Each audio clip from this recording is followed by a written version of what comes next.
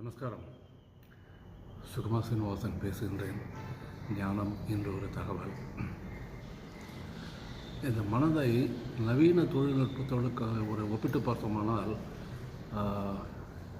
ஒரு கம்ப்யூட்டருடன் ஒப்பிட்டு பார்த்தோமானால் மனம் என்னவாக இருக்கின்றது என்றால் அதை ஒரு ரேண்டம் ஆக்சஸ் மெமரி என்று சொல்லலாம். ரேம் நாம் எல்லோரும் கேள்விப்பட்டிருப்போம். ரேம் என்ற கம்ப்யூட்டரில் பயன்படுத்தப்படுகின்றது.